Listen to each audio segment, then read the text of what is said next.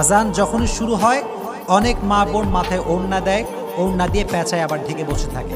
আসলে আজানের সময় যে মায়েরা বোনেরা মাথায় ওড়না দেয় এটা কতটুকু সঠিক এবং এটা আসলে কোরআন সুন্নাহের কোনো আদেশ কিনা এটা আপনাকে জানতে হবে। কারণ কোনো কাজ আপনি যখন করছেন এটা কি আসলেই ইসলামের দেওয়া কোনো প্রভিশন, এটা কি রসুলের দেওয়া কোনো সুন্নাহ, এটা as a Muslim you have to know about it first, আপনাকে জানতে হবে।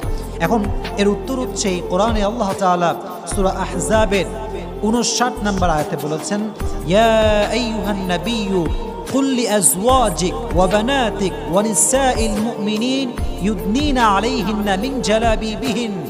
আল্লাহ তাআলা বলছেন, হে নবী আপনি বলে দেন যে মুমিন বান্দিরা তারা যেন আপনার স্ত্রী, আপনার মেয়ে এবং মুমিনা নারীরা তারা যেন তাদের জিলবাব, তাদের ওড়না মাথায় দেয় এবং যখন তারা বের হবে তারা যেন পরিপূর্ণ পর্দার সঙ্গে বের হয়, যাতে করে তাদেরকে চিনতে সুবিধা হয় এবং এটা অনেক সহজ হয়।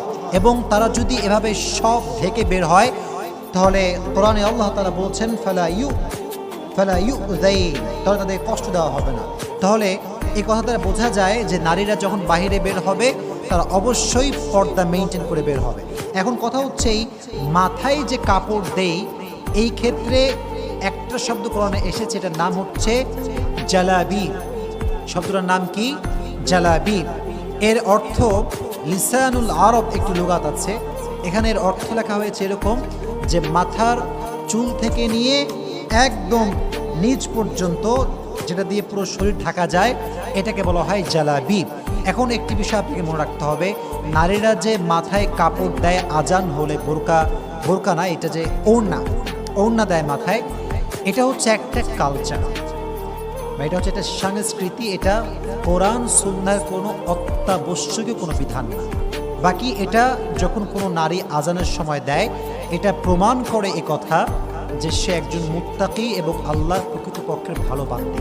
কারণ আজানের যে শব্দটা হচ্ছে আল্লাহু আকবার, আল্লাহু আকবার, সমস্ত মহানত্ব, বড়টত্ব, শ্রেষ্ঠত্ব একমাত্র মহান আল্লাহ রাব্বুল আলামিনের জন্য। তো যখন এই আওয়াজটা কানে আসছে তখন কোনো একটা মেয়ে যদি মাথায় ওড়না দেয়, সুন্দর করে ঢেকে রাখে, এটা তার মুত্তাকি বান্দি হওয়ার একটা বড় নমুনা। তবে এটা কোনো সুন্নাহ নয় বা বাধ্যতামূলক কোনো কাজ নয়, বরং নারীরা সবসময় নিজেকে ঢেকে রাখবে এবং বাহিরে যখন যাবে তাদের জন্য এটা ফরজ যে তারা পর্দার সঙ্গে বের হবে। তাহলে বোঝা গেল মাথায় ওড়না দেওয়া এটা জাস্ট একটা সংস্কৃতি। বাকি প্রত্যেকটা নারীর বাসার ভেতরে সুন্দরভাবে ঢেকে থাকবে, সে নিজেকে ভালো করে রাখবে, আড়াল করে রাখবে এবং বাসার বাহিরে বের হলে মাথার চুল থেকে নিয়ে একদম পুরো পায়ের গোড়ালি পুরোটাই সব কিছু ঢেকে সে বের হবে। এটা হচ্ছে তার জন্য ফরজ কাজ, এটা